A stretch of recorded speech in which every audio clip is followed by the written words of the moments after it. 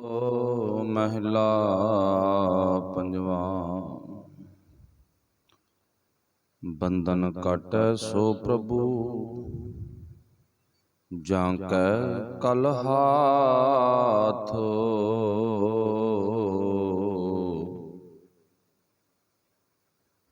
बंधन काटै सो प्रभु जाकै कल हाथ।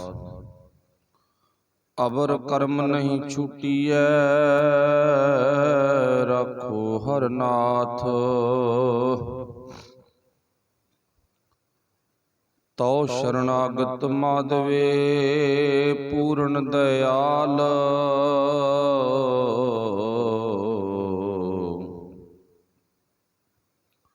छूट जाए संसार ते रखै गोपाल रहाऊ। आशा परम बकार मोह इन मह लुभाना। झूठ समगरी मन बसी पार ब्रह्म न जाना। परम जोत पूर्ण पुरख सब जी तुम्हारे।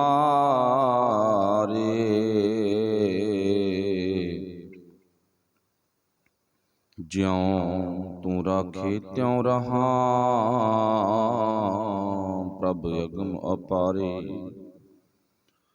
करण कारण समरथ प्रभ देह अपना नाओ।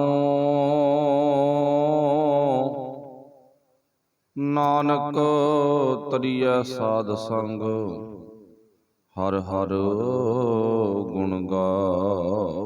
नानक तरिय साध संग हर हर गुण गाओ। शब्द गुरु साहिब श्री गुरु ग्रंथ साहिब महाराज सच्चे पातशाह जी दी पावन पवित्र हजूरी दे विच सुभाईमान गुरु प्यारिओ आप सब धनता दे योग हों बड़भागे हों। गुरु दी रहमत बख्शिश होई आ। सत संगत करन दा सुभागा वक्त प्राप्त होया। आओ गुरफतेह दी सांझ पाइए। विचारां दी सांझ नाल जुड़िए। सब ने बोलना जी आखियो वाहिगुरु जी का खालसा वाहिगुरु जी की फतेह। अज दा जो शब्द आपां पढ़िया है धन श्री गुरु अर्जन देव महाराज उन्हां वल्लों उचारण कीता होया। ते शब्द दे जो रहाव दे बोल ने बलावल राग दा शब्द है। उन्हां दे विचों आपां वेखदे हां कि गुरु साहब ने की कहा गा। पातशाही जिक्र करते ने कहंदे तौ शरणागत माधवे पूरन दयाल।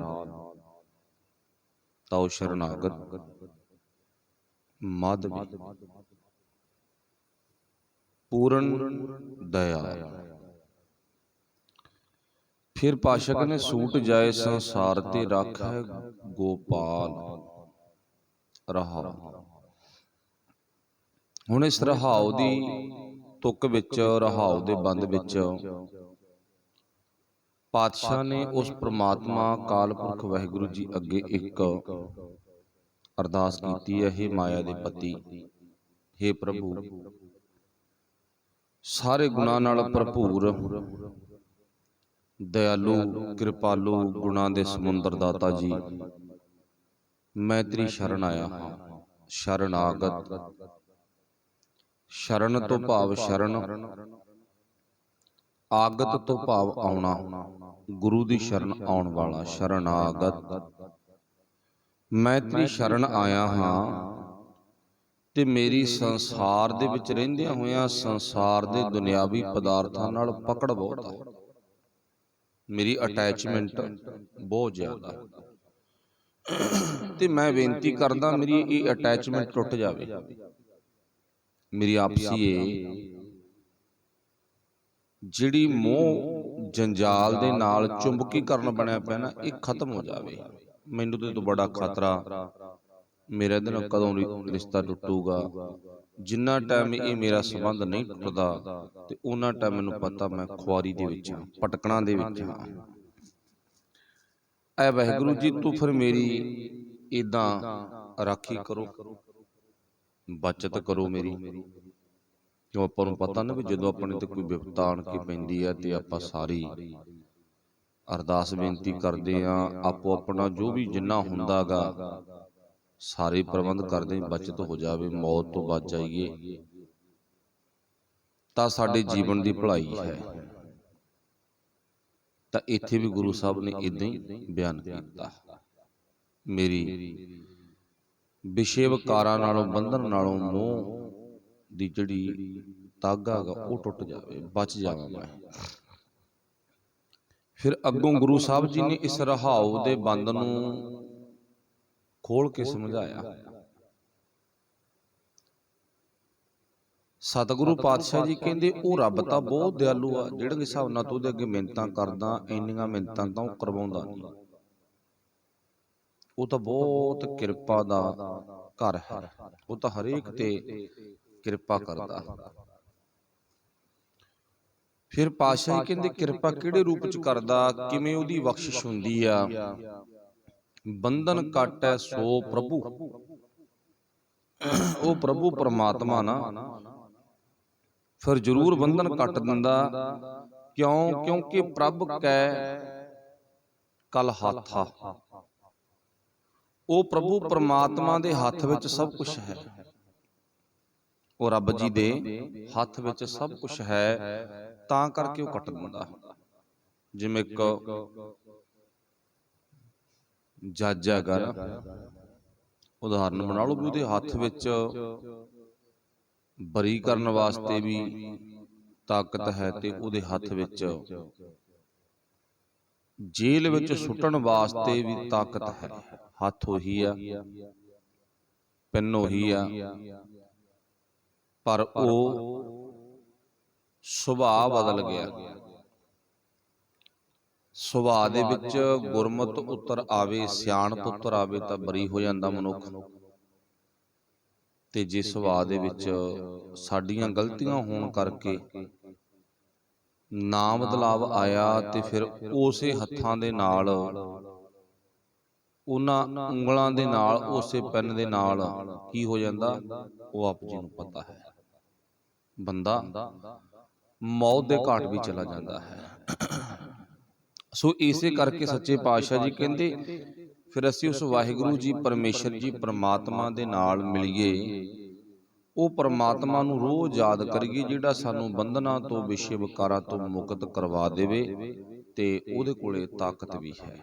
ਇਹ ਜ਼ਰੂਰ ਧਿਆਨ ਚ ਰੱਖਣਾ ਵੀ ਜਿਹੜਾ ਖੁਦ ਤਾਕਤ ਦਾ ਮਾਲਕ ਆ, ਉਹੀ ਵੱਡੀ ਤਾਕਤ ਤੋਂ, ਵੱਡੀ ਧਿਰ ਤੋਂ ਬਚਾ ਸਕਦਾ ਹੈ। ਜਿਹੜਾ ਖੁਦ ਤਾਕਤ ਦਾ ਮਾਲਕ ਨਹੀਂ ਹੈ, ਉਹ ਕਿਸੇ ਧਿਰ ਤੋਂ ਬਚਾ ਨਹੀਂ ਸਕਦਾ। ਬੰਧਨ ਕਾਟੈ ਸੋ ਪ੍ਰਭੂ, ਜਾਂ ਕੈ ਕਲ ਹਾਥ, ਅਵਰ ਕਰਮ ਨਹੀਂ ਛੁਟੀਐ, ਰਾਖੋ ਹਰ ਨਾਥ।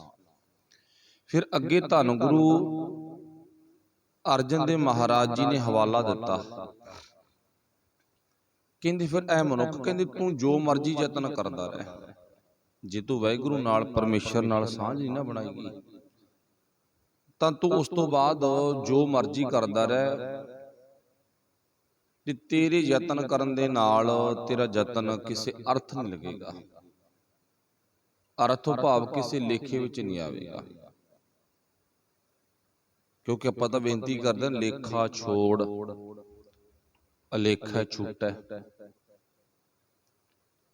ਭਾਵ ਸਾਨੂੰ ਲੇਖਿਆਂ ਦੇ ਵਿੱਚੋਂ, ਗਿਣਤੀਆਂ ਮਿਣਤੀਆਂ ਵਿੱਚੋਂ ਕੱਢ ਦੇਵੋ। ਅਸੀਂ ਗਿਣਤੀ ਮਿਣਤੀ ਦੇ ਚੱਕਰ 'ਚ ਨਹੀਂ ਪੈਣਾ ਚਾਹੁੰਦੇ।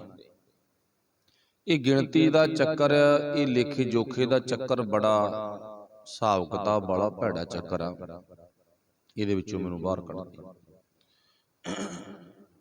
ਫਿਰ ਪਾਤਸ਼ਾਹ ਜ਼ਿਕਰ ਕਰਦੇ ਨੇ, ਕਹਿੰਦੇ ਅਸੀਂ ਜਦੋਂ ਲੇਖੇ ਜੋਖੇ ਦੇ ਵਿੱਚੋਂ ਬਾਹਰ ਨਿਕਲਾਂਗੇ ਨਾ, ਫਿਰ ਸਾਡੇ ਜੀਵਨ ਦੀ ਸੁਤੰਤਰਤਾ ਬਣਨੀ ਆ, ਆਜ਼ਾਦੀ ਬਣਨੀ ਆ। ਉਹਨਾਂ ਟਾਈਮ ਅਸੀਂ ਆਜ਼ਾਦ ਨਹੀਂ ਹੋ ਸਕਦੇ। ਫਿਰ ਤੀਜੇ ਬੰਦ ਵਿੱਚ ਗੁਰੂ ਸਾਹਿਬ ਨੇ ਲਿਖਿਆ, ਕਹਿੰਦੇ ਅਵਰ ਕਰਮ ਨਹੀਂ ਛੁੱਟੀਐ।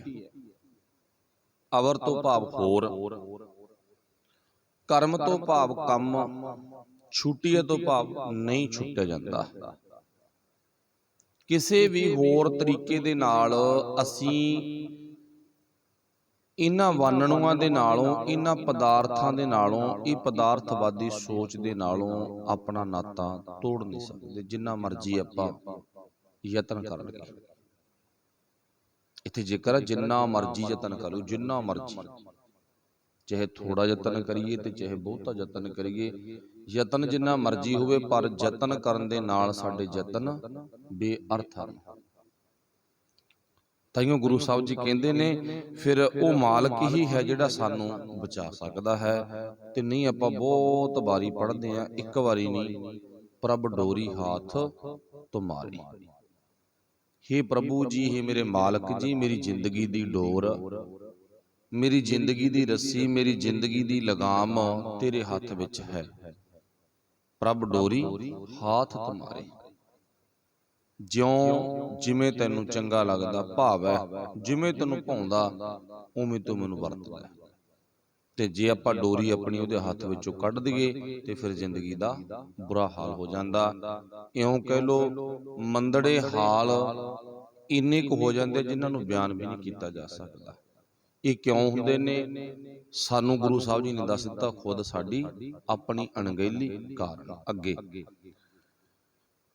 ਆਸਾ ਭਰਮ ਬਕਾਰ ਮੋਹ, ਇਹ ਬੰਧਨ ਨੇ।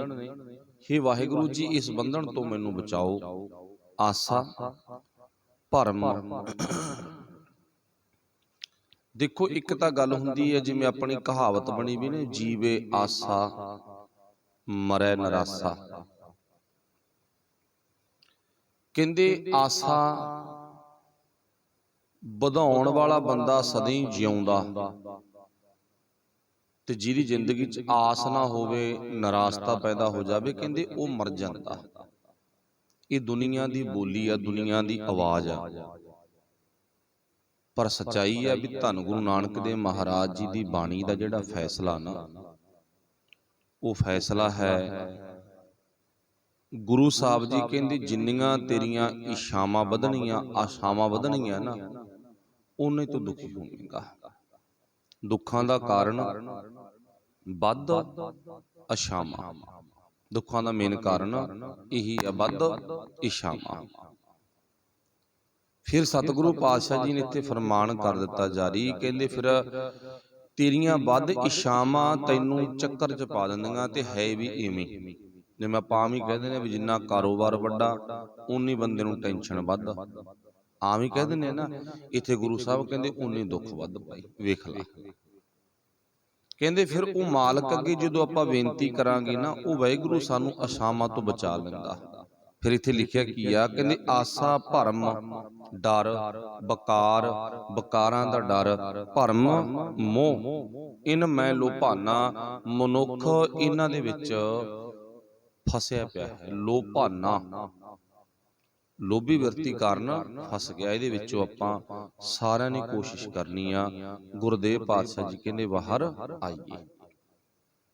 ਫਿਰ ਅੱਗੋਂ ਗੁਰੂ ਪਾਤਸ਼ਾਹ ਜ਼ਿਕਰ ਕਰਦੇ ਨੇ, ਕਹਿੰਦੇ ਝੂਠ ਸਮਗਰੀ ਮਨ ਬਸੀ, ਪਾਰ ਬ੍ਰਹਮ ਨਾ ਜਾਣਾ।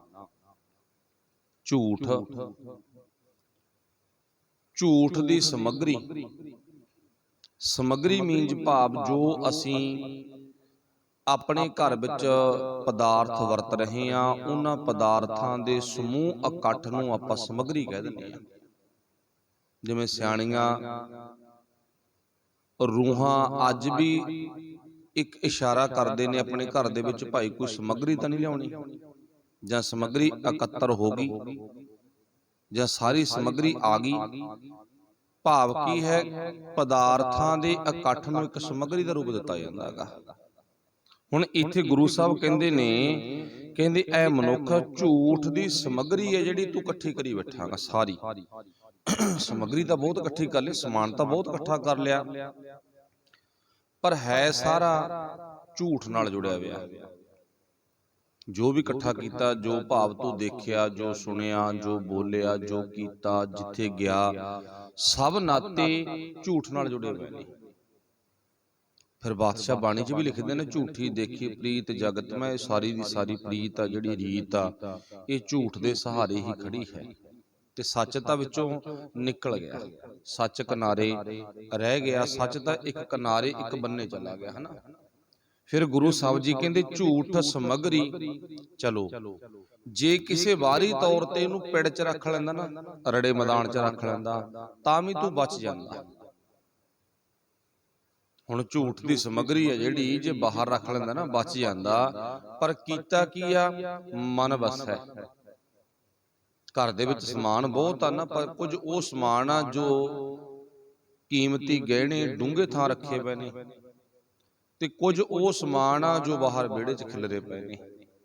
ਤੇ ਜਿਹੜੇ ਫੋਕਟ ਪਦਾਰਥ ਨੇ ਜੋ ਬਾਹਰ ਵਿਹੜੇ 'ਚ ਖਿਲਰੇ ਪਏ ਨੇ, ਉਹਨਾਂ ਦੀਆਂ ਗੰਢਾਂ ਬੰਨ ਅੰਦਰ ਰੱਖਣੇ ਹੋਣ ਤੇ ਸਿਆਣਾ ਕੀ ਕਹੂਗਾ, ਕਿਉਂ ਕਮਲ ਕੁੱਟੀ ਜਾਂਦਾ, ਇਹਨਾਂ ਨੂੰ ਕੌਣ ਲੈ ਜਾਊਗਾ, ਇਹ ਤੇਰੇ ਕਿਸੇ ਕੰਮ ਤਾਂ ਆਉਣੇ ਨਹੀਂ, ਉਹੀ ਲੀਰਾਂ ਪਰਾਂ ਦੇ ਇਕੱਠੇ ਕਰੀ ਜਾਂਦਾ। ਆਪਾਂ ਆਮ ਹੀ ਕਹਿ ਦਿੰਦੇ ਆ, ਬਜ਼ੁਰਗ ਮਾਵਾਂ ਦੀ ਜਾਂ ਬਜ਼ੁਰਗਾਂ ਦਾ ਸੁਭਾਅ ਹੁੰਦਾ ਵੀ ਐਵੇਂ ਡੱਕੇ ਡੋਲੇ ਇਕੱਠੇ ਕਰੀ ਜਾਣੇ, ਉਹ ਚੱਕ ਲਿਆ ਉਹ ਚੱਕ ਲਿਆ, ਤੇ ਸਿਆਣਾ ਬੰਦਾ ਇਹ ਕਹਿੰਦਾ ਵੀ ਕਿਉਂ ਮੱਥਾ ਮਾਰੀ ਜਾਂਦਾ।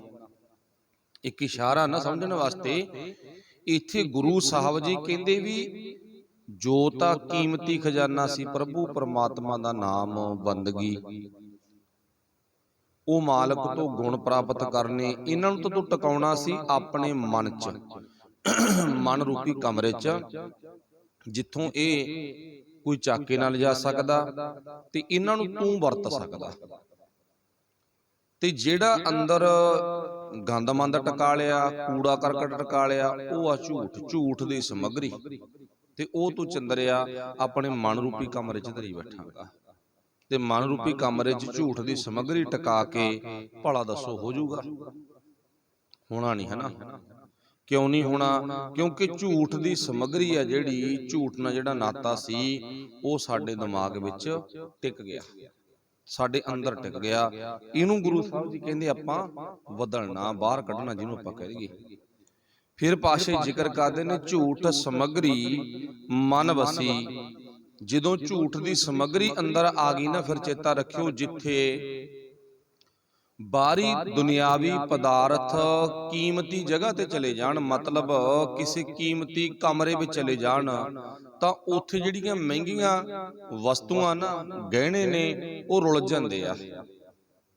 ਰੁਲਣ ਤੋਂ ਭਾਵ ਉਹ ਗਵਾਚ ਜਾਂਦੇ ਆ, ਗਵਾਚਣ ਤੋਂ ਭਾਵ ਉਹ ਕਮਰੇ ਚੋਂ ਬਾਹਰ ਨਿਕਲ ਜਾਂਦੇ ਆ। ਹੁਣ ਕਦੇ ਵੀ ਕੋਈ ਅਜਿਹਾ ਪਰਿਵਾਰ ਨਹੀਂ ਹੋਵੇਗਾ ਵੀ ਜਿੱਥੇ ਤੂੜੀ ਕੂੜਾ ਕਰਕਟ, ਜਿਹਨੂੰ ਆਪਾਂ ਸਟੋਰ ਕਹਿ ਦਿੰਦੇ ਆ, ਉੱਥੇ ਆਪਣੀ ਪ੍ਰਾਪਰਟੀ ਗਹਿਣਾ ਗੱਟਾ ਸਾਂਭ ਕੇ ਰੱਖੇ। ਅਗਲਾ ਕਹਿੰਦਾ ਗਵਾਚ ਜਾਣਗੇ ਭਾਈ, ਇੱਕ ਵਾਰੀ ਗਵਾਚ ਗਏ ਨਾ ਇੱਥੇ ਆਉਣੇ ਨਹੀਂ।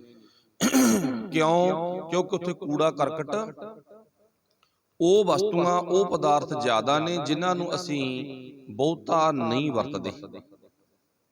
ਇਸੇ ਕਰਕੇ ਉਹਨਾਂ ਦਾ ਲੌਕਰ, ਉਹਨਾਂ ਦਾ ਬਕਸਾ ਅੱਡ ਹੈ। ਇਵੇਂ ਜਿਵੇਂ ਸਾਡੇ ਮਨ 'ਚ ਪ੍ਰਭੂ ਪਰਮਾਤਮਾ ਦਾ ਨਾਮ ਇੱਕ ਗਹਿਣਾ ਸੀ, ਰੱਬ ਦਾ ਨਾਮ ਇੱਕ ਗਹਿਣਾ ਸੀ, ਤੇ ਇਹ ਗਹਿਣਾ ਤਾਂ ਬਾਹਰ ਨਿਕਲ ਗਿਆ ਵਿਚਾਰਾ, ਕਹਿੰਦਾ ਮੇਰੇ ਵਾਸਤੇ ਥਾਂ ਹੀ ਨਹੀਂ ਹੈ ਅੰਦਰ। ਤੇ ਇਹ ਗਹਿਣੇ ਦੀ ਜਗ੍ਹਾ ਝੂਠ ਦੀ ਸਮੱਗਰੀ ਨੇ ਲੈ ਲਈ। ਦੇਖੋ ਬਾਣੀ 'ਚ ਇਵੇਂ ਹੀ ਲਿਖਿਆ ਹੈਗਾ, ਝੂਠ ਸਮੱਗਰੀ ਮਨ ਵਸੀ। ਇਹ ਝੂਠ ਦਾ ਕੂੜਾ ਕਰਕਟ ਜੋ ਵੀ ਅਸੀਂ ਬਕਾਰੀ ਭਾਵਨਾ ਨਾਲ ਇਕੱਠਾ ਕੀਤਾ, ਬਕਾਰੀ ਖਿਆਲ, ਬਕਾਰੀ ਫੁਰਨੇ, ਇਹ ਤਾਂ ਬਸ ਗਏ ਮਨ 'ਚ, ਦਿਮਾਗ 'ਚ ਆ ਗਏ ਨਾ, ਤੇ ਦਿਮਾਗ ਦੇ ਵਿੱਚੋਂ ਗੁਣ ਨਿਕਲ ਗਏ। ਅੰਮ੍ਰਿਤ ਵੇਲੇ ਉੱਠਣ ਦਾ ਗੁਣ ਨਿਕਲ ਗਿਆ, ਬਾਣੀ ਪੜ੍ਹਨ ਦਾ ਗੁਣ ਨਿਕਲ ਗਿਆ, ਬਾਣੀ ਸੁਣਨ ਦਾ, ਸਮਝਣ ਦਾ ਗੁਣ ਨਿਕਲ ਗਿਆ, ਗੁਰੂ ਦੀ ਸੰਗਤ ਕਰਨ ਦਾ ਗੁਣ ਨਿਕਲ ਗਿਆ, ਦਸਵੰਧ ਕੱਢਣ ਦਾ ਗੁਣ ਨਿਕਲ ਗਿਆ। ਦੇਖੋ ਕੁਝ ਦੇਣ ਦਾ ਗੁਣ ਨਿਕਲ ਗਿਆ, ਕੁਝ ਖੋਹਣ ਦਾ ਔਗਣ ਆਵੜਿਆ, ਫਰਕ ਪੈ ਗਿਆ। ਇੱਕ ਇੱਕ ਚੀਜ਼ ਨਿਕਲਦੀ ਗਈ ਤੇ ਬਹੁਤ ਕੁਛ ਉਹ ਇਕੱਠਾ ਹੋ ਗਿਆ ਜਿਹੜਾ ਵਰਤਣ ਵਿੱਚ ਨਹੀਂ ਆਉਂਦਾ। ਹੁਣ ਕਿੱਥੇ ਦੇਣ ਦੀ ਭਾਵਨਾ ਵੀ ਕਿਸੇ ਨੂੰ ਕੁਛ ਦਈਏ, ਇਹ ਗੁਰੂ ਵਾਲਾ ਪੱਖ ਬਣ ਗਿਆ। ਕਿਉਂਕਿ ਦਾਤਾ ਹੀ ਹੈ ਨਾ ਜਿਹੜਾ ਕਿਸੇ ਨੂੰ ਕੁਝ ਦਿੰਦਾ ਗਾ, ਤੇ ਮੰਗਤਾ ਹਮੇਸ਼ਾ ਮੰਗਦਾ ਹੁੰਦਾ। ਹੁਣ ਬਕਾਰੀ ਭਾਵਨਾ ਕਰਕੇ ਅਸੀਂ ਮੰਗਤੇ ਬਣ ਗਏ। ਫਿਰ ਤਾਈਓ ਗੁਰੂ ਸਾਹਿਬ ਜੀ ਕਹਿੰਦੇ ਉਹ ਪਰਮਾਤਮਾ ਨੂੰ ਤੂੰ ਯਾਦ ਨਹੀਂ ਕੀਤਾ, ਪਾਰ ਬ੍ਰਹਮ ਨਾ ਜਾਣਾ। ਉਲਟ ਹੋ ਗਿਆ ਕੰਮ। ਕਹਿੰਦੇ ਨਾ ਇੱਕ ਸਟੇਸ਼ਨ ਤੇ ਅਮੀਰ ਵਿਅਕਤੀ ਉਤਰਿਆ। ਸਾਡਾ ਹਾਲ ਵੀ ਆਹੀ ਬਣ ਗਿਆ। ਅਮੀਰ ਵਿਅਕਤੀ ਜਦੋਂ ਉਤਰਿਆ ਹੈ ਨਾ, ਉਹਦੇ ਕੋਲੇ ਸਮਾਨ ਆ ਕਾਫੀ। ਸਟੇਸ਼ਨਾਂ ਤੇ ਕੁੱਲੀ ਰਹਿੰਦੇ ਨੇ, ਜਿਨ੍ਹਾਂ ਨੂੰ ਆਪਾਂ ਪਹਾੜਾ ਢੋਣ ਵਾਲੇ ਵੀਰ ਕਹਿ ਦਿੰਦੇ ਆ, ਵੀ ਉਧਰ ਉਧਰ ਹੀ ਸਮਾਨ ਚੁੱਕ ਕੇ ਲੈ ਜਾਂਦੇ ਨੇ ਉਹ। ਤੇ ਜਿਹੜਾ ਉਹ ਅਮੀਰ ਵਿਅਕਤੀ ਸੀ ਨਾ, ਉਹਨੇ ਇੱਕ ਕੁੱਲੀ ਨੂੰ, ਇੱਕ ਨੌਕਰ ਨੂੰ ਕਿਹਾ, ਕਹਿੰਦਾ ਮੇਰਾ ਵਜਨ ਆ ਜਿਹੜਾ, ਇਹ ਮੇਰੇ ਨਾਲ ਚੁਕਵਾ ਕੇ ਫਲਾਣੇ ਥਾਂ ਛਡਵਾ ਕੇ ਆ, ਮੈਥੋਂ ਚੱਕਿਆ ਨਹੀਂ ਜਾਂਦਾ। ਉਹ ਜਿਹੜਾ ਨੌਕਰ ਸੀ ਨਾ, ਕੁੱਲੀ ਸੀ, ਉਹ ਕਹਿੰਦਾ ਠੀਕ ਆ ਜੀ, ਮੈਂ ਤੁਹਾਡਾ ਵਜਨ ਜਿਹੜਾ ਹੈ ਉਹ ਚੱਕ ਕੇ ਲੈ ਚੱਲਾਂਗਾ, ਪਰ ਗੱਲ ਇਹ ਆ, ਮੇਰੀ ਮਜਬੂਰੀ ਇਹ ਆ ਵੀ ਮੈਂ ਭੁੱਖਾ ਬਹੁਤ ਆ, ਮੈਨੂੰ ਪਹਿਲਾਂ ਕੁਝ ਖਵਾਓ। ਉਹ ਕਹਿੰਦਾ ਚਲੋ ਕੋਈ ਗੱਲ ਨਹੀਂ, ਫਿਰ ਵਜਨ ਆਪਾਂ ਬਾਅਦ ਚੱਕ ਲਾਂਗੇ, ਪਹਿਲਾਂ ਤੈਨੂੰ ਕੁਝ ਖਵਾ ਦਿੰਨੇ ਆ। ਜਿਹੜੀ ਕਿ ਉਹਦੀ ਪੇਟ ਪੂਜਾ ਕੀਤੀ। ਕਹਿੰਦਾ ਲੈ ਤੂੰ ਹੁਣ ਰੱਜ ਲਿਆ ਨਾ, ਤੇ ਹੁਣ ਮੇਰਾ ਸਮਾਨ ਚੁੱਕ ਕੇ ਲੈ ਕੇ ਚੱਲ, ਇੱਕ ਜਗ੍ਹਾ ਤੋਂ ਦੂਜੀ ਜਗ੍ਹਾ ਤੇ ਆਪਾਂ ਲੈ ਕੇ ਜਾਣਾ, ਚਕਵਾ ਕੇ ਲੈ ਕੇ ਚੱਲ। ਤੇ ਫਿਰ ਉਹਨੇ ਸਵਾਲ ਖੜਾ ਕਰਤਾ, ਕਹਿੰਦਾ ਸਮਾਨ ਤੇਰਾ ਮੈਂ ਜ਼ਰੂਰ ਚਕਵਾ ਕੇ ਲੈ ਜਾਊਂਗਾ, ਪਰ ਮੈਨੂੰ ਠੰਡ ਬਹੁਤ ਲੱਗਦੀ ਆ। ਉਹ ਜਿਹੜਾ ਅਮੀਰ ਵਿਅਕਤੀ ਸੀ, ਉਹ ਕਹਿੰਦਾ ਚਲੋ ਮੈਂ ਕਿੱਥੇ ਹੁਣ ਤੈਨੂੰ ਸੂਟ ਬੂਟ ਲੈ ਕੇ ਦੇਊਂਗਾ, ਤੇ ਮੇਰੇ ਵਾਲੀ ਪਾਲਾ ਤੂੰ। ਉਹਨੇ ਆਪਣੇ ਕੱਪੜੇ ਦੇਤੇ, ਤੇ ਜਿਹੜਾ ਨੌਕਰ ਸੀ, ਕੁੱਲੀ ਸੀ, ਉਹਨੇ ਪਹਿਲਾਂ ਰੱਜ ਲਿਆ, ਤੇ ਫਿਰ ਉਹਨੇ ਕੱਪੜੇ ਪਾ ਲਏ। ਜਦੋਂ ਕੱਪੜੇ ਪਾ ਲਏ, ਤੇ ਹੁਣ ਉਹ ਜਿਹੜਾ ਅਮੀਰ ਵਿਅਕਤੀ ਸੀ ਕਹਿੰਦਾ ਹੁਣ ਚੱਕ ਸਮਾਨ ਮੇਰਾ, ਚੱਲ ਗਏ ਆਪਾਂ। ਤੇ ਉਹ ਜਿਹੜਾ ਕੁੱਲੀ ਸੀ ਨਾ, ਨੌਕਰ ਸੀ, ਉਹ ਕਹਿੰਦਾ ਮੈਂ ਹੀ ਨਹੀਂ ਸਮਾਨ ਚੱਕਦਾਗਾ, ਮੈਂ ਥੋੜੀ ਸਮਾਨ ਚੱਕੂੰਗਾ। ਤੇ ਜਿਹੜੇ ਨੇ ਹੁਣ ਪਹਿਲਾਂ ਰੋਟੀ ਖਵਾਈ, ਕੱਪੜੇ ਪਵਾਏ, ਅਮੀਰ ਵਿਅਕਤੀ ਸੀ, ਉਹ ਰੌਲਾ ਪਾਉਣ ਲੱਗ ਗਿਆ। ਕਹਿੰਦਾ ਜੀ ਮੈਥੋਂ ਪੈਸੇ ਇੰਨੇ ਖਾ ਲਏ ਨੇ, ਤੇ ਮੇਰੇ ਕੱਪੜੇ ਵੀ ਲੁਹਾ ਕੇ ਆਪਦੇ ਤਨ ਤੇ ਪਵਾ ਲਏ, ਤੇ ਕਹਿੰਦਾ ਸਾਡਾ ਹੁਣ ਵਜਨ ਚੱਕ ਕੇ ਇੱਕ ਥਾਂ ਤੋਂ ਦੂਜੀ ਥਾਂ ਤੇ ਨਹੀਂ ਲੈ ਜਾਂਦਾ, ਇਹਦਾ ਹੱਲ ਕਰੋ ਕੋਈ। ਤੇ ਜਿਹੜਾ ਨੌਕਰ ਸੀ ਨਾ, ਕੁੱਲੀ ਸੀ, ਉਹ ਹੱਸ ਪਿਆ। ਜਦੋਂ ਲੋਕ ਇਕੱਠੇ ਹੋਣ ਲੱਗ ਗਏ ਨਾ, ਉਹ ਹੱਸ ਪਿਆ, ਹੱਸਣ ਲੱਗ ਪਿਆ। ਤੇ ਹੱਸਦਾ ਹੱਸਦਾ ਪਤਾ ਕੀ ਕਹਿੰਦਾ, ਕਹਿੰਦਾ ਲੋਕੋ ਮੈਂ ਤੁਹਾਡੇ ਤੋਂ ਇੱਕ ਨਿਆਂ ਲੈਣਾ ਚਾਹੁੰਦਾ, ਤੁਹਾਡੇ ਤੋਂ ਇੱਕ ਗੱਲ ਪੁੱਛਣੀ ਚਾਹੁੰਨਾਗਾ, ਸਾਡੇ ਦੋਨਾਂ ਵਿੱਚੋਂ ਤੁਹਾਨੂੰ ਅਮੀਰ ਕੌਣ ਲੱਗਦਾ ਤੇ ਗਰੀਬ ਕੌਣ ਲੱਗਦਾ? ਹੁਣ ਆਪਾਂ ਨੂੰ ਪਤਾ ਹੀ ਹੈ ਸਾਰਿਆਂ ਨੂੰ ਵੀ ਬੰਦੇ ਦੀ ਕੱਪੜਿਆਂ ਤੋਂ, ਰਹਿਣੀ ਬਹਿਣੀ ਤੋਂ ਪਹਿਚਾਣ ਆ ਜਾਂਦੀ ਆ ਵੀ ਇਹਦਾ ਕਿਹੋ ਜਿਹਾ ਪੱਖ ਆ। ਹੁਣ ਸਾਰਿਆਂ ਨੇ ਜਿਹੜੀ ਅਮੀਰੀ ਵਾਲੀ ਗੱਲ ਹੈਗੀ, ਉਹ ਇੱਕ ਕੁੱਲੀ ਵੱਲ ਉਂਗਲ ਕਰ ਦਿੱਤੀ, ਇੱਕ ਨੌਕਰ ਵੱਲ ਗੱਲ ਕਰ ਦਿੱਤੀ, ਉਂਗਲ ਕਰ ਦਿੱਤੀ। ਕਹਿੰਦੇ ਤੂੰ ਤਾਂ ਅਮੀਰ ਲੱਗਦਾ। ਉਹ ਕਹਿੰਦਾ ਵਜਨ ਮੈਂ ਚੱਕਾਂ ਕਿ ਫਿਰ ਇਹ ਚੱਕੇ? ਉਹ ਕਹਿੰਦੇ ਵੀ ਜਿਹੜਾ ਕੱਪੜੇ ਲਾਹੀ ਖੜਾਗਾ, ਬਿਲਕੁਲ ਨੋਰਮਲ ਜਿਹਾ ਲੱਗਦਾਗਾ, ਵਜਨ ਤਾਂ ਭਾਈ ਤੂੰ ਹੀ ਚੱਕ, ਤੂੰ ਹੋਵੇਂਗਾ ਕੁੱਲੀ ਇੱਥੋਂ ਦਾ ਰਹਿਣ ਵਾਲਾ, ਨੌਕਰ ਪਹਾੜਾ ਢੋਣ ਵਾਲਾ, ਇਹ ਥੋੜੀ ਵਜਨ ਚੱਕੂਗਾ। ਮਤਲਬ ਕਹਿਣ ਤੋਂ ਭਾਵ ਇਸ ਗੱਲ ਵਿੱਚੋਂ, ਇਸ ਕਹਾਣੀ ਵਿੱਚੋਂ ਕੀ ਨਿਕਲਿਆ ਛਿੱਟਾ? ਇਹਦੇ ਵਿੱਚੋਂ ਇਹ ਨਿਕਲਿਆ ਸਾਡੇ ਹਾਲਾਤ ਵੀ ਬਿਲਕੁਲ ਸੇਮ ਆਹੀ ਹੈ, ਆਹੀ ਸੇਮ ਹਾਲਾਤ ਆ। ਕਿਵੇਂ ਦੇ? ਸਾਡੀ ਆਤਮਾ ਸੀ ਅਮੀਰ, ਤੇ ਸਾਡਾ ਸਰੀਰ ਸੀ ਗਰੀਬ। ਆਤਮਾ ਸੀ ਮਾਲਕ ਤੇ ਸਰੀਰ ਸੀ ਨੌਕਰ। ਸਰੀਰ ਨੌਕਰ ਸੀ ਨਾ, ਇਹ ਨੌਕਰ ਨੇ ਵਜਨ ਢੋਣਾ ਸੀ, ਸਰੀਰ ਰੂਪੀ ਨੌਕਰ ਨੇ ਨਾ ਵਜਨ ਚੱਕਣਾ ਸੀ, ਤੇ ਆਤਮਾ ਨੇ ਵਜਨ ਚੁਕਾਉਣਾ ਸੀ। ਹੋ ਕੀ ਗਿਆ ਉਲਟ? ਸਰੀਰ ਵਜਨ ਚੱਕਣੋਂ ਹਟ ਗਿਆ, ਤੇ ਜਿੰਨਾ ਬੋਝ ਸੀ ਸਾਰਾ ਆਤਮਾ ਤੇ ਪੈ ਗਿਆ। ਜਿੰਨਾ ਬੋਝ ਸੀ ਨਾ ਵਿਸ਼ੇ ਵਿਕਾਰਾਂ ਦਾ, ਸਾਰਾ ਆਤਮਾ ਤੇ ਪੈ ਗਿਆ। ਆਤਮਾ ਦੀ ਮਾਲਕੀ ਹੈ ਜਿਹੜੀ, ਉਹ ਕੱਟੀ ਗਈ। ਸਰੀਰ ਨੌਕਰ ਸੀ, ਸਰੀਰ ਮਾਲਕ ਬਣ ਗਿਆ, ਆਤਮਾ ਵਿਚਾਰੀ ਨੌਕਰ ਬਣ ਗਈ। ਹੁਣ ਜਿਹੜੀ ਕਹਾਣੀ ਆਪਾਂ ਰੇਲਵੇ ਸਟੇਸ਼ਨ ਵਾਲੀ ਸੁਣੀ ਆ ਨਾ, ਸਮਝੀ ਆ ਵੀ ਇੱਕ ਨੌਕਰ ਨੇ ਆਪਣੇ ਮਾਲਕ ਨਾਲ ਧੋਖਾ ਕੀਤਾ। ਭੁੱਖ ਲੱਗੀ ਆ, ਰੋਟੀ ਛਕ ਲਈ, ਠੰਡ ਲੱਗਦੀ ਆ, ਕੱਪੜੇ ਲੁਹਾ ਕੇ ਪਾਲੇ। ਜਦੋਂ ਗੱਲ ਵਜਨ ਚੱਕਣ ਦੀ ਆਈ, ਕਹਿੰਦਾ ਵਜਨ ਮੈਂ ਨਹੀਂ ਚੱਕਦਾ, ਵਜਨ ਤੂੰ ਖੁਦ ਚੱਕ।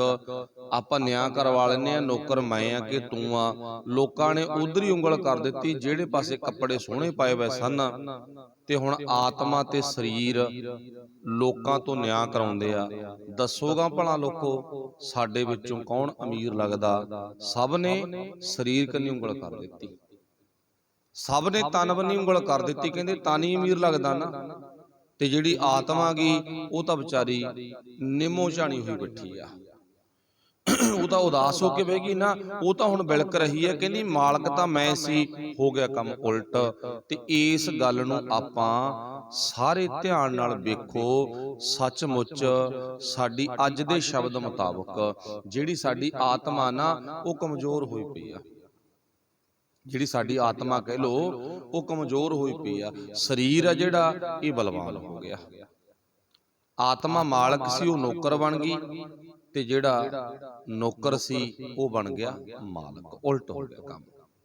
ਨੌਕਰ ਤੇ ਮਾਲਕ ਵਾਲੀ ਕਹਾਣੀ ਤੋਂ ਇਹ ਸਿੱਧ ਹੋ ਗਿਆ, ਇਹ ਬਿਲਕੁਲ ਸੱਚਾਈ ਆ। ਗੁਣ ਆਤਮਾ ਨੇ ਇਕੱਤਰ ਕਰਕੇ ਸੰਭਾਲਣੇ ਸਨ, ਪਰ ਹੋ ਗਏ ਉਲਟ। ਤਾਈਓ ਇੱਥੇ ਗੁਰੂ ਸਾਹਿਬ ਨੇ ਆਪਣੀ ਪਾਵਨ ਬਾਣੀ ਵਿੱਚ ਦਰਜ ਕਰਕੇ ਦੱਸ ਦਿੱਤਾ। ਕਹਿੰਦੇ ਝੂਠ ਸਮੱਗਰੀ ਮਨ ਵਸੀ।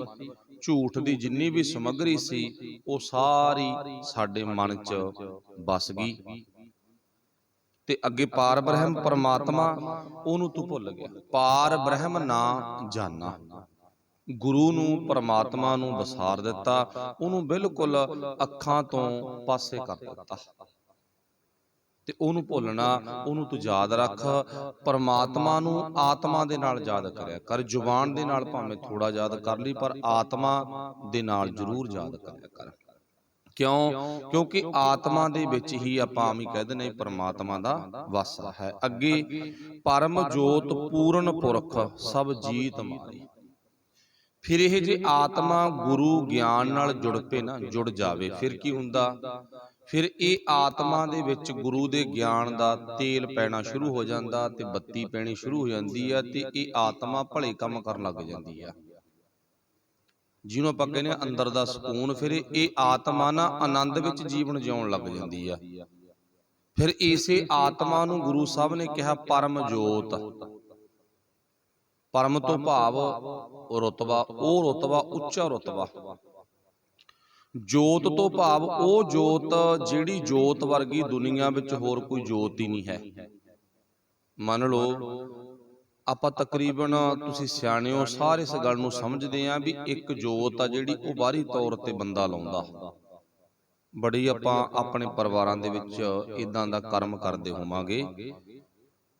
ਹੁਣ ਸੋਚ ਕੇ ਵੇਖੋ, ਜਿਹੜੀ ਬਾਹਰੀ ਤੌਰ ਤੇ ਜੋਤ ਲੱਗੀ ਆ, ਉਹ ਲਾਈ ਆ ਬੰਦੇ ਨੇ ਕੁਛ ਟਾਈਮ ਵਾਸਤੇ ਆ, ਕੁਝ ਟਾਈਮ ਵਾਸਤੇ ਆ, ਉਹਨੇ ਬੁੱਝ ਜਾਣਾ। ਤੇਲ ਮੁੱਕ ਗਿਆ, ਬੱਤੀ ਮੱਚ ਗਈ, ਤੇ ਉਹ ਜੋਤ ਬੰਦ ਹੋ ਜੂ। ਹੁਣ ਉਹ ਜੋਤ ਨੂੰ ਰੱਬੀ ਬਾਣੀ ਦੇ ਅਨੁਸਾਰ ਨਕਲੀ ਜੋਤ ਕਿਹਾ। ਭਾਵੇਂ ਸਾਡੇ ਲਈ ਉਹ ਅਸਲੀ ਆ, ਸਾਡੇ ਮਨ 'ਚ ਭੁਲੇਖਾ ਵੀ ਆ ਜੋਤ ਲਾਉਣ ਦੇ ਨਾਲ ਹੀ ਸਾਡੇ ਕੰਮ ਲੋਟ ਆਉਂਦੇ ਆ, ਊਂ ਨਹੀਂ ਲੋਟ ਆਉਂਦੇਗੇ। ਪਰ ਗੁਰੂ ਸਾਹਿਬ ਕਹਿੰਦੇ ਆ ਜੋਤ ਲਾਉਣ ਵਾਲਿਆ ਨਾ, ਇੱਕ ਤਾਂ ਬੰਦੇ ਨੇ ਲਾਈ ਆ, ਬੰਦੇ ਦਾ ਕੀਤਾ ਹੋਇਆ ਕੰਮ ਤਾਂ ਗਲਤ ਹੈ ਹੀ ਹੈ, ਇਹ ਤਾਂ ਗੱਲ ਹੀ ਖਤਮ ਆ। ਇੱਕ ਰੱਬ ਨੇ ਜੋਤ ਲਾਈ ਹੈ, ਜਿਹੜੀ ਰੱਬ ਨੇ ਜੋਤ ਲਾਈ ਆ ਨਾ, ਉਹ ਜੋਤ ਨੂੰ ਦੇਖਦੇ। ਜੋਤ ਲਗਾਈ ਕਿਹਨੇ ਲਾਈ ਆ? ਪਰਮਾਤਮਾ ਨੇ। ਜਗਦੀਸ਼ ਰੱਬ ਜੀ, ਜਗਦੀਸ਼ ਜਗਤ ਦਾ ਈਸ਼ਵਰ, ਉਹ ਪਰਮਾਤਮਾ ਨੇ ਆਪਣੇ ਵੱਲੋਂ ਜੋਤ ਲਾਈ ਆ। ਉਹ ਜੋਤ ਸਾਡੇ ਸਾਰਿਆਂ ਵਿੱਚ ਆ, ਤੇ ਉਹ ਜੋਤ ਕੋਈ ਕੋਈ ਵੇਖਦਾ, ਉਹ ਜੋਤ ਦੇ ਚਾਨਣੇ ਕੋਈ ਕੋਈ ਰਹਿੰਦਾ ਗਾ, ਕੋਈ ਕੋਈ। ਤੇ ਇੱਥੇ ਗੱਲ ਪਹੁੰਚ ਗਈ, ਕੋਈ ਕੋਈ। ਦੀਵਾ ਤਾਂ ਹਰੇਕ ਦੇ ਬਲਦਾ ਨਾ, ਪਰ ਦੀਵੇ ਦਾ ਚਾਨਣ ਕੋਈ ਕੋਈ ਮਾਣਦਾ ਗਾ। ਤੇ ਨਹੀਂ ਤਾਂ ਗੁਰੂ ਸਾਹਿਬ ਨੇ ਇਸ਼ਾਰਾ ਕੀਤਾ ਨਾ ਵੀ ਹਾਥ ਦੀਪ ਦੀਵਾ, ਕੂਏ ਪਰੈ ਟੋਏ ਵਿੱਚ ਡਿੱਗ ਪੈ ਜਾ ਕੇ। ਹੱਥਾਂ ਤੇ ਦੀਵਾ ਸੀਗਾ। ਫਿਰ ਭਲਿਆ ਜੇ ਤੂੰ ਹੱਥਾਂ ਤੇ ਦੀਵਾ ਰੱਖ ਕੇ ਟੋਇਆਂ 'ਚ ਡਿੱਗਣਾ ਗਾ, ਫਿਰ ਇਹ ਦੀਪ ਦੀਵਾ ਹੱਥ ਤੇ ਧਰੇ ਦਾ ਕੋਈ ਮਤਲਬ ਨਹੀਂ ਹੈ।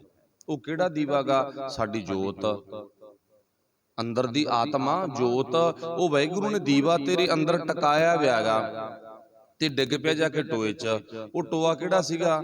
ਉਹ ਟੋਆ ਕੋਈ ਵੇਸਵਾ ਦਾ ਘਰ ਹੋ ਸਕਦਾ, ਉਹ ਟੋਆ ਠੇਕਾ ਹੋ ਸਕਦਾ, ਸ਼ਰਾਬਖਾਨਾ ਹੋ ਸਕਦਾ। ਉਹ ਟੋਆ ਕਿਹੜਾ ਗਾ? ਠੱਗੀ ਦਾ ਹੋ ਸਕਦਾ, ਧੋਖੇ ਦਾ ਹੋ ਸਕਦਾ ਗਾ। ਉਹ ਟੋਏ 'ਚ ਜਾ ਕੇ ਡਿੱਗ ਪਿਆ ਤੂੰ, ਉਸ ਟੋਏ ਜਾ ਕੇ ਡਿੱਗਿਆ ਨਾ। ਭਾਵ ਕੀ ਹੈ, ਗੁਰੂ ਸਾਹਿਬ ਜੀ ਕਹਿੰਦੇ ਜਿਹੜੀ ਵਾਹਿਗੁਰੂ ਨੇ ਜੋਤ ਲਗਾਈ ਹੈ ਨਾ, ਜੋਤ ਲਗਾਈ, ਜਗਦੀਸ਼ ਜਗਾਇਆ, ਤੇ ਅੱਗੇ ਕਿਹਾ ਬੂਝੇ ਬੁਝਣਹਾਰਾ, ਤੇ ਕਹਿੰਦੇ ਕੋਈ ਕੋਈ ਬੁਝਦਾ ਇਸ ਜੋਤ ਨੂੰ, ਹਰੇਕ ਨਹੀਂ ਬੁਝਦਾ ਗਾ। ਤੇ ਜਿੱਦੇ ਇਹ ਜੋਤ ਬੁਝ ਜੇ, ਫਿਰ ਆ ਸਰੀਰ ਦੀ ਕੋਈ ਕਦਰ ਨਹੀਂ ਰਹਿੰਦੀ। ਭਾਵੇਂ ਸਰੀਰ ਰਾਜਾ ਸੀ, ਭਾਵੇਂ ਇਹ ਸਰੀਰ ਭਿਖਾਰੀ ਸੀ, ਅਕਸਰ ਇਹ ਅਮੀਰ ਸਰੀਰ ਨੂੰ, ਤਕੜੇ ਸਰੀਰ ਨੂੰ, ਬਲਵਾਨ ਸਰੀਰ ਨੂੰ ਅੱਗ 'ਚ ਮਚਾਇਆ ਜਾਂਦਾ ਹੈ। ਇਹਦੀ ਕਦਰ ਜੋਤ ਕਰਕੇ ਆ, ਇਹਦੀ ਕਦਰ ਜੋਤ ਕਰਕੇ ਹੈ। ਫਿਰ ਇਹ ਅਸਲੀ ਜੋਤ ਕੰਨੀ ਗੁਰੂ ਸਾਹਿਬ ਕਹਿੰਦੇ ਨਿਗਾਹ ਮਾਰ। ਇੱਥੇ ਕੀ ਕਿਹਾਗਾ? ਪਰਮ ਜੋਤ। ਇਹ ਵੱਡੀ ਜੋਤ ਆ, ਇਹ ਉਹ ਜੋਤ ਆ ਜਿਹੜੀ ਜੋਤ ਵਰਗੀ ਹੋਰ ਕੋਈ ਜੋਤ ਨਹੀਂ ਹੈ, ਪਰਮ ਜੋਤ। ਫਿਰ ਅੱਗੇ ਲਿਖਿਆਗਾ ਪੂਰਨ ਪੁਰਖ ਸਭ ਜੀਤ ਮਾਰੇ। ਜਿੰਨੇ ਵੀ ਤੂੰ ਜੀਵ ਤਿਆਰ ਕੀਤੇ ਨੇ, ਜਿੰਨੇ ਵੀ ਆਪਾਂ ਵੇਖਦੇ ਹਾਂ ਹਨਾ, ਕੋਈ ਕੀੜੀ ਦੇ ਰੂਪ 'ਚ, ਹਾਥੀ ਦੇ ਰੂਪ 'ਚ, ਜਿੰਨਾ ਮਰਜੀ ਕੋਈ, ਆਪਾਂ ਅੱਗੇ ਪਿੱਛੇ ਆਪਣੇ ਨਿਗਾਹ ਮਾਰ ਲਓ, ਕੁਛ ਵੀ ਦੀਂਦਾ ਆਪਾਂ ਨੂੰ। ਤੇ ਕਮਾਲ ਆ, ਉਹ ਪ੍ਰਮਾਤਮਾ ਨੇ ਸਾਰਿਆਂ ਦੇ ਵਿੱਚ ਇਹ ਜੋਤ ਲਾਈ ਵੀ ਹੈ, ਸਾਰਿਆਂ 'ਚ। ਇੱਕ 'ਚ ਨਹੀਂ ਲਾਈ ਵੀ ਇਕੱਲੇ ਬੰਦੇ 'ਚ ਲਾਤੀ, ਸਾਰਿਆਂ 'ਚ ਉਹਨੇ ਹਰੇਕ ਦੇ ਵਿੱਚ ਪਰਮ ਜੋਤ। ਤਾਈਓ ਇਹ ਜੋਤ ਦਾ ਨਾਮ ਪਰਮ ਜੋਤ ਆਗਾ।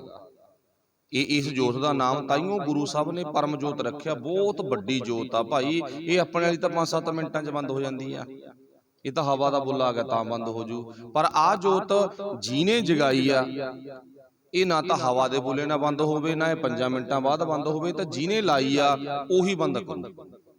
ਹੁਣ ਜੋਤ ਆਪਾਂ ਮੰਨ ਲਓ, ਚਲੋ ਅੱਜ ਭਾਵੇਂ ਘਰਾਂ 'ਚ ਬਹੁਤ ਨਿਕਲ ਗਈਆਂ ਜੋਤਾਂ, ਪਰ ਫਿਰ ਵੀ ਜਿੱਥੇ ਆਪਾਂ ਲਾਉਣੇ ਆ ਉੱਥੇ ਨਿਗਾਹ ਮਾਰ ਕੇ ਵੇਖੋ, ਜਿਹੜੀ ਜੋਤ ਲਾਈ ਆ ਉਹ ਆਪਾਂ ਬੰਦ ਨਹੀਂ ਕਰਦੇ। ਲਾ ਜ਼ਰੂਰ ਦਿੰਨੇ ਆ, ਬੰਦ ਆਪੇ ਹੁੰਦੀ ਹੈ, ਕਿਉਂਕਿ ਤੇਲ ਹੀ ਉਹ 100 ਗ੍ਰਾਮ ਆ ਨਾ, 50 ਗ੍ਰਾਮ ਤੇਲ ਆਗਾ, ਮੱਚ ਗਿਆ ਬੰਦ ਹੋ ਗਈ। ਬੱਤੀ ਮੱਚ ਗਈ ਤਾਂ ਬੰਦ ਹੋ ਗਈ, ਆਪੇ ਹਵਾ ਦਾ ਬੁੱਲਾ ਆ ਗਿਆ ਤਾਂ ਬੰਦ ਹੋ ਗਈ। ਪਰ ਕੋਈ ਨਹੀਂ ਹੈ ਜਿਹਨੇ ਜੋਤ ਲਾਈ ਆ ਤੇ ਬੰਦ ਵੀ ਆਪੇ ਕਰੇ। ਇਹ ਰੱਬ ਨੇ ਜੋਤ ਲਾਈ ਆ ਤੇ ਰੱਬ ਹੀ ਇਸ ਜੋਤ ਨੂੰ ਬੰਦ ਕਰਦਾ, ਹੋਰ ਨਹੀਂ ਇਹਨੂੰ ਕੋਈ ਬੰਦ ਕਰ ਸਕਦਾ, ਕੋਈ ਵੀ। ਫਿਰ ਤਾਈਓ ਇੱਥੇ ਪਾਤਸ਼ਾਹ ਨੇ ਕਿਹਾ ਸਭ ਜੀਤ ਮਾਰੇ, ਜਿਉਂ ਤੂੰ ਰਾਖੇ ਤਿਉਂ ਰਹਾ ਪ੍ਰਭ ਅਗਮ ਅਪਾਰੇ। ਹੇ ਵਾਹਿਗੁਰੂ ਜੀ, ਫਿਰ ਜਿਵੇਂ ਤੂੰ ਮੈਨੂੰ ਰੱਖੇਗਾ ਨਾ, ਰੱਖੇਗਾ ਤੋਂ ਭਾਵ ਜਿਵੇਂ ਵੀ ਤੂੰ ਮੈਨੂੰ ਸੰਭਾਲੇਗਾ, ਤੇ ਮੈਂ ਉਵੇਂ ਹੀ ਰਹਿਣ ਦਾ ਆਪ ਜੀ ਨਾਲ ਪ੍ਰਣ ਕਰਦਾ ਹਾਂ, ਦਾਵਾ ਕਰਦਾ ਹਾਂ।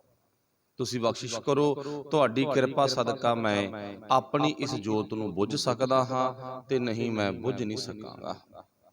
ਤੇ ਨਹੀਂ ਤਾਂ ਬਸ ਉਹ ਕੁੱਲੀ ਵਾਲੀ ਜਿਹੜੀ ਕਹਾਣੀ ਆਪਾਂ ਸੁਣੀ ਉਹਨੂੰ ਫਿਰ ਧਿਆਨ 'ਚ ਲਿਆਇਓ ਵੀ ਭਾਵ ਅਮੀਰ ਨੇ ਨੌਕਰ ਨੂੰ ਕਿਹਾ ਚੱਕ ਸਮਾਨ, ਤੇ ਉਹਨੇ ਕੀ ਕਿਹਾ? ਕਹਿੰਦਾ ਪਹਿਲਾਂ ਰੋਟੀ ਖਵਾ ਫਿਰ ਚੱਕੂਗਾ। ਰੋਟੀ ਖਵਾਤੀ, ਕਹਿੰਦਾ ਠੰਡ ਲੱਗਦੀ ਹੈ ਕੱਪੜੇ ਦਵਾ। ਉਹਨੇ ਆਪਣੇ ਕੱਪੜੇ ਲਾ ਕੇ ਦੇ, ਕਹਿੰਦਾ ਚੱਲ ਮੇਰੇ ਵਾਲੇ ਪਾਲ, ਤਾਂ ਕੀ ਹੈਗਾ। ਤੇ ਕਹਿੰਦਾ ਚੱਕ ਸਮਾਨ, ਕਹਿੰਦਾ ਮੈਂ ਨਹੀਂ ਚੱਕਦਾਗਾ। ਉਹ ਕਹਿੰਦਾ ਕਿਉਂ ਨਹੀਂ ਚੱਕਦਾਗਾ? ਕਹਿੰਦਾ ਆਪਾਂ ਲੋਕਾਂ ਨੂੰ ਪੁੱਛ ਲੈਂਦੇ ਵੀ ਮਾਲਕ ਕੌਣ ਆ, ਨੌਕਰ ਕੌਣ ਹੈਗਾ। ਲੋਕਾਂ ਨੂੰ ਪੁੱਛੇ, ਦੱਸਿਓ ਸਾਡੇ ਭਲਾ 'ਚ ਮਾਲਕ ਕੌਣ ਆ, ਨੌਕਰ ਕੌਣ ਹੈਗਾ। ਹੁਣ ਲੋਕ ਕਹਿੰਦੇ ਜਿਹਦੇ ਚੰਗੇ ਕੱਪੜੇ ਪਾਏ ਆ ਮਾਲਕ ਤਾਂ ਉਹ ਲੱਗਦਾਗਾ, ਤੇ ਜਿਹਨੇ ਕੱਪੜੇ ਲਾਹ ਤੇ ਨੌਕਰ ਤੂੰ ਲੱਗਦਾ। ਅਖੀਰ ਰੋਟੀ ਖਵਾ ਕੇ, ਕੱਪੜੇ ਲਹਾ ਕੇ, ਪਾ ਕੇ ਨੌਕਰ ਦੇ, ਤੇ ਵਜਨ ਵੀ ਮਾਲਕ ਨੂੰ ਆਪ ਨੂੰ ਚੱਕਣਾ ਪਿਆ। ਇਹ ਸਾਡੀ ਆਤਮਾ ਨੂੰ ਵਜਨ ਵੀ ਆਪ ਹੀ ਚੱਕਣਾ ਪਿਆ। ਜਿਹੜੀ ਮਾਲਕ ਸੀ ਇੱਕ ਦਿਨ ਨੌਕਰ ਬਣਨਾ ਪੈ ਗਿਆ। ਅੱਗੇ ਗੁਰੂ ਸਾਹਿਬ ਜੀ ਜ਼ਿਕਰ ਕਰਦੇ ਨੇ ਕਾਰਨ ਕਾਰਨ ਸਮਰੱਥ ਪ੍ਰਭ। ਕਾਰਨ ਕਾਰਨ ਕਾਰਨ ਪਰਮਾਤਮਾ, ਕਾਰਨ ਵਿਧੀ। ਇੱਕ ਕੰਨਾ ਲਾਉਣ ਦੇ ਨਾਲ ਵਿਧੀ ਬਣ ਗਈ, ਤੇ ਕੰਨਾ ਕੱਟਣ ਦੇ ਨਾਲ ਪਰਮਾਤਮਾ ਦਾ ਨਾਮ ਬਣ ਗਿਆ। ਕਰਨ ਰੱਬ ਦਾ ਨਾਮ ਹੈ, ਕਰਨ ਕਾਰਨ ਸਮਰੱਥ ਪ੍ਰਭ। ਉਹ ਵਾਹਿਗੁਰੂ ਪਰਮੇਸ਼ਰ ਪਰਮਾਤਮਾ ਬੜੇ ਹੀ ਸਮਰੱਥ ਹੈ, ਦਿਆਲੂ ਹੈ। ਕਿੰਨਾ ਕੁ ਦਿਆਲੂ ਹੈ? ਪ੍ਰਭ ਦੇ ਆਪਣਾ ਨਾਉ। ਕਹਿੰਦੇ ਉਹ ਨਾ ਬੁਝਦੀ ਜੋਤ ਵਿੱਚ, ਕਹਿੰਦੇ ਬੁਝਦੀ ਬੁਝਦੀ ਜੋਤ 'ਚ, ਮਤਲਬ ਕਿ ਆਪਣੇ ਵੱਲੋਂ ਉਹਨੇ ਬੁਝਾਉਣੀ ਆ, ਜੋਤ ਬੰਦ ਕਰਨੀ ਆ। ਕਹਿੰਦੇ ਉਹਨੂੰ ਤਰਸ ਆ ਜਾਂਦਾ, ਕਹਿੰਦੇ ਦੁਬਾਰਾ ਫਿਰ ਉਹ ਜਗਾ ਦਿੰਦਾ। ਕਹਿੰਦਾ ਚੱਲ ਕੋਈ ਨਾ, ਚੱਲ ਕੋਈ ਨਾ, ਉਹਦੇ ਕੋਲੇ ਆਹ ਪੁਆਇੰਟ ਹੈ, ਚਲੋ ਕੋਈ ਨਾ। ਜਾਣੀ ਕਿ ਜਿਹਨੂੰ ਆਪਾਂ ਕਹਿ ਦਈਏ ਉਹ ਬਖਸ਼ਿਸ਼ ਕਰ ਦਿੰਦਾ ਗਾ, ਕਿਰਪਾ ਕਰ ਦਿੰਦਾ ਗਾ। ਲਾਸਟ ਵਿੱਚ ਗੁਰੂ ਸਾਹਿਬ ਜੀ ਕਹਿੰਦੇ ਨਾਨਕ ਧਰੀਐ ਸਾਧ ਸੰਗ ਹਰ ਹਰ ਗੁਣ ਗਾਓ। ਆਪਾਂ ਫਿਰ ਅਖੀਰ ਦੀ ਬੇਨਤੀ ਨੂੰ ਗੁਰੂ ਨਾਨਕ ਪਾਤਸ਼ਾਹ ਜੀ ਨੂੰ ਧਿਆਨ ਦੇ ਨਾਲ ਆਪਣੇ ਦਿਮਾਗ 'ਚ ਵਸਾਈਏ ਵੀ ਆਪਾਂ ਸਤ ਸੰਗੀਆਂ ਨਾਲ ਮਿਲ ਕੇ ਰੱਬੀ ਪਾਤਸ਼ਾਹ ਦੇ ਗੁਣ ਗਾਈਏ, ਉਹਨਾਂ ਗੁਣਾਂ ਦਾ ਤੇਲ ਆਪਣੇ ਦਿਮਾਗ ਵਿੱਚ, ਆਪਣੀ ਸੁਰਤ ਵਿੱਚ, ਆਪਣੀ ਆਤਮਾ ਵਿੱਚ ਟਿਕਾਈਏ, ਤਾਂ ਜਿਹੜੀ ਸਾਡੀ ਪਰਮ ਜੋਤ ਹੈ ਸਰੀਰ ਛੱਡਣ ਤੋਂ ਬਾਅਦ ਵੀ ਇਹ ਲੋਕਾਂ ਨੂੰ ਚਾਨਣ ਕਰਦੀ ਰਹੇ।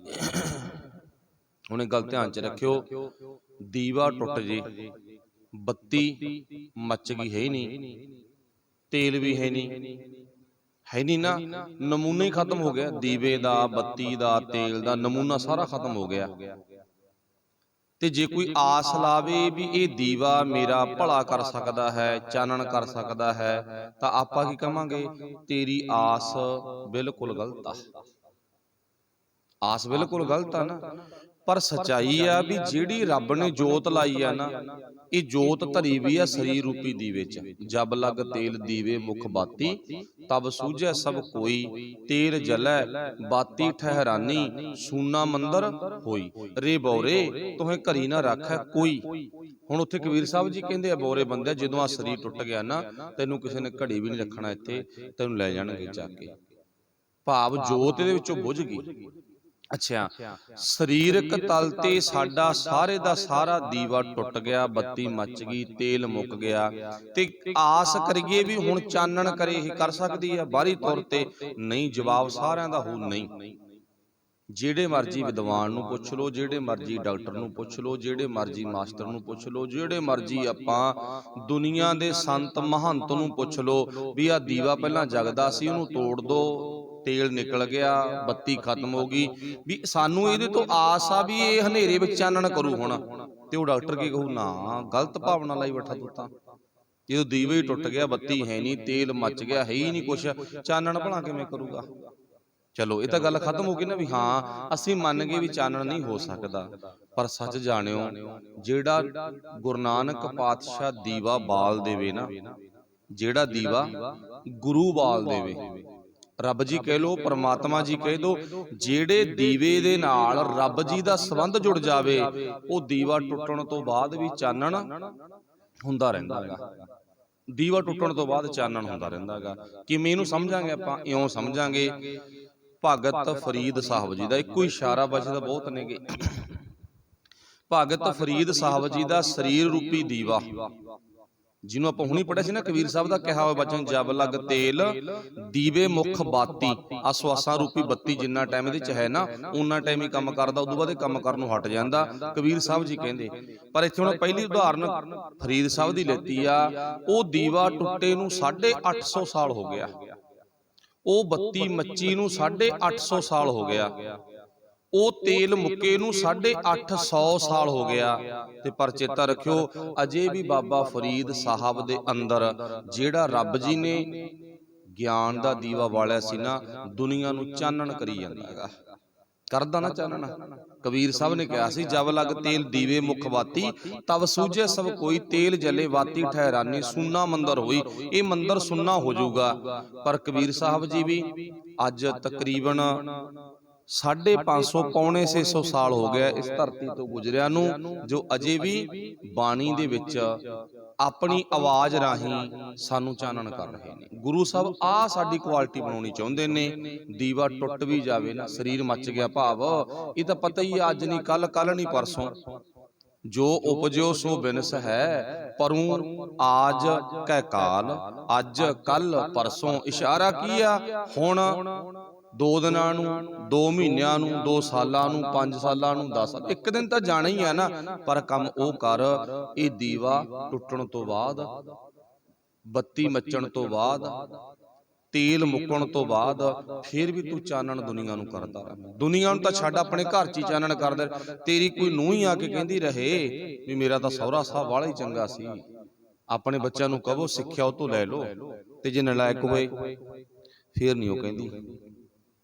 ਜੇ ਚੰਗਾ ਹੋਇਆ ਨਾ ਫੇਰ ਕਹੂਗੀ ਨਾ, ਨੂੰ ਫੇਰ ਬੋਲੂਗੀ ਇਹ ਲਫ਼ਜ਼। ਅੱਗੇ ਨੂੰ ਤੋਂ ਅਗਲੇ ਬੱਚੇ ਸਿੱਖ ਕੇ ਕਹਿਣਗੇ ਵੀ ਹਾਂ ਭਾਈ ਚੰਗਾ ਸੀ। ਸਾਨੂੰ ਉਹਦੇ ਮਰਨ ਤੋਂ ਬਾਅਦ ਨਾ ਉਹਦੇ ਕਮਰੇ ਚੋਂ ਕਿਤਾਬਾਂ ਥਈਆਂ ਨੇ, ਤੇ ਜੇ ਬੋਤਲ ਦੇ ਰੱਟ ਥਿਆਏ ਫੇਰ ਤਾਂ ਪਤਾ ਲੱਗ ਜੂ ਸ਼ਰਾਬੀ ਹੋਊਗਾ। ਜਰਦਾ ਮਲਣ ਵਾਲੀਆਂ ਕਲੀ ਦੀਆਂ ਕੋਕਲੀਆਂ ਹੀ ਥਈਆਂ ਨਾ, ਫੇਰ ਤਾਂ ਪਤਾ ਹੀ ਲੱਗ ਜੂਗਾ। ਇਦਾਂ ਨਹੀਂ, ਗੁਰੂ ਸਾਹਿਬ ਕਹਿੰਦੇ ਉਹ ਕੁਛ ਕਰ ਜਾ ਜੋ ਦੀਵਾ ਤੇਰੇ ਅੰਦਰ ਬਲਦਾ, ਇਹ ਦੀਵੇ ਤੋਂ ਆਉਣ ਵਾਲੀ ਤੇਰੀ ਕੁੱਲ, ਤੇਰਾ ਪਰਿਵਾਰ ਥੋੜਾ ਬਹੁਤਾ ਕੰਮ ਲੈ ਸਕੇ। ਤਾਈਓ ਲਾਸਟ ਵਿੱਚ ਪਾਤਸ਼ਾਹ ਨੇ ਕਿਹਾਗਾ, ਨਾਨਕ ਤਰੀਐ ਸਾਧ ਸੰਗ। ਅਸੀਂ ਸਾਰੇ ਹੀ ਭਾਈ ਉਹ ਮਾਲਕ ਪਰਮੇਸ਼ਰ ਨਾਲ ਜੁੜ ਕੇ ਤਰ ਸਕਦੇ ਹਾਂ। ਭੁੱਲਾਂ ਦੀ ਖਿਮਾ। ਅੱਜ ਦੀ ਵਿਚਾਰ ਇੱਥੇ ਸਮਾਪਤ ਹੈ। ਸਭ ਦਾ ਧੰਨਵਾਦ। ਵਾਹਿਗੁਰੂ ਜੀ ਕਾ ਖਾਲਸਾ, ਵਾਹਿਗੁਰੂ ਜੀ ਕੀ ਫਤਿਹ। ਰਾਮ ਕਲੀ ਮਹੱਲਾ